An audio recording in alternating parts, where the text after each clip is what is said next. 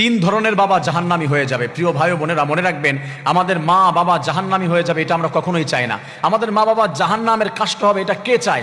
আমাদের যেই জায়গায় আল্লাহ রাব্বুল আলামিন জানিয়ে দিয়েছে হুমা জান্নাতুকা ওয়া নারুকা, মা বাবার পায়ের নিচে তোমার জান্নাত, মা বাবা তোমার জান্নাত এবং জাহান্নাম, সেই জায়গায় আল্লাহ রাব্বুল আলামিন তিন ধরনের বাবাকে জাহান্নামের ভিতরে নিক্ষেপ করবে, তারা জাহান্নামী হয়ে যাবে।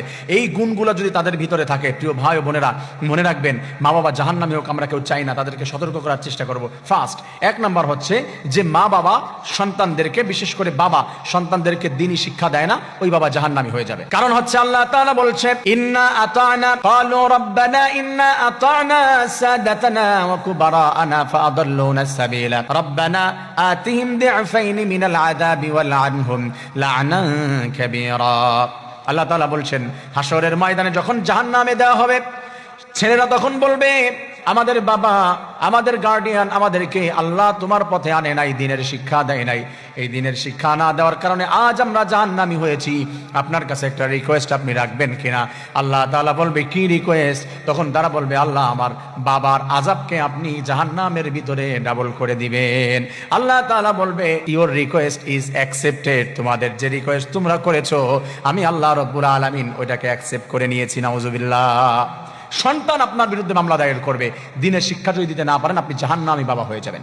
প্রিয় ভাই বোনেরা, দুই নম্বরে যে বিষয় বলা হয়েছে সেটি হচ্ছে হালাল উপার্জন যে বাবারা করে না, হারাম উপার্জন সন্তানদেরকে আপনি খাওয়াচ্ছেন, হারাম উপার্জন করে তাদের জীবনটা আরো সুন্দর করার চেষ্টা করছেন, তাদের জন্য ফ্ল্যাট কিনে রেখে যাচ্ছেন, তাদের জন্য বাড়ি কিনছেন, তাদের জন্য অনেক কিছু আপনি করছেন, তাদের ভালোর জন্য আপনি কাজ করছেন।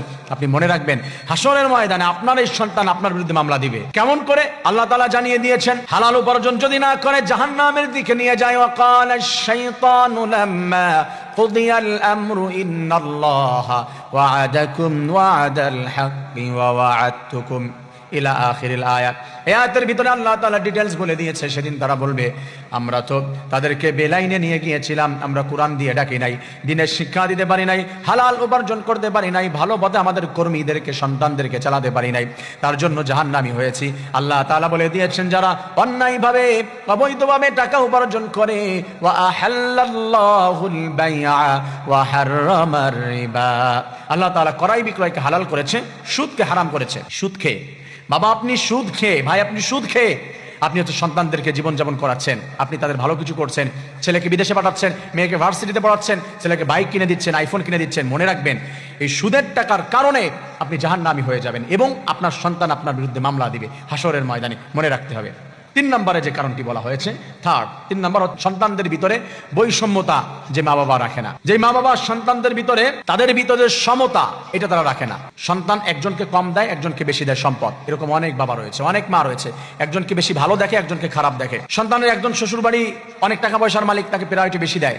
আরেক সন্তানের শ্বশুর বাড়ি একটু গরিব, তাকে প্রায়োরিটি কম দেয়। একজনের পড়াশোনা বেশি, তাকে অনেক ভালোবাসে। একজনকে দেখতে ভালো, তাকে ভালোবাসে। আপনারা বলবেন যে মা বাবার কাছে সন্তান সব সমান? নেভার। আমার এই কথাটি 1000 বার আপনি ভেবে দেখবেন, প্রশ্ন করলে উত্তর নাই যে সবাই সমান। কে বলেছে? সবাই সমান দেখতে পারে না। আর এটা যদি করে সে জাহান্নামী বাবা হয়ে যাবে, তাকে সমান দেখতে হবে। তাহলে কি আমি বললাম সবাই জাহান্নামী? না, তবে দেখতে পারে না, কিন্তু তাদের পার্সেন্ট হিসেবে সন্তানদেরকে দেখে ওইভাবে চালাতে হবে, অন্যথায় সে জাহান্নামী হয়ে যাবে। আল্লাহ রাব্বুল আলামিন বলছে, কেউ যদি একজনকে বেশি দেয়, একজনকে কম দেয়, ঠকানো হয়, আমি আল্লাহ রাব্বুল আলামিন কেউ যদি কারো প্রতি জুলুম করে, এটাকে আমি মানতে পারি না। ইন্নাল্লাহা লা ইয়াহদিল কওমাজ জালিমিন, আল্লাহ কোন জালিমকে কখনো হিদায়াত দেয় না, মাফ করে না। যেখানে আল্লাহ বলছে, ইন্নাল্লাহা ইয়া'মুরু বিল আদলি ওয়াল ইহসান, আল্লাহ রাব্বুল আলামিন বলেছে তোমরা আদল করো, ইহসান করো, ন্যায় প্রতিষ্ঠা করো, সঠিক বিচার করো।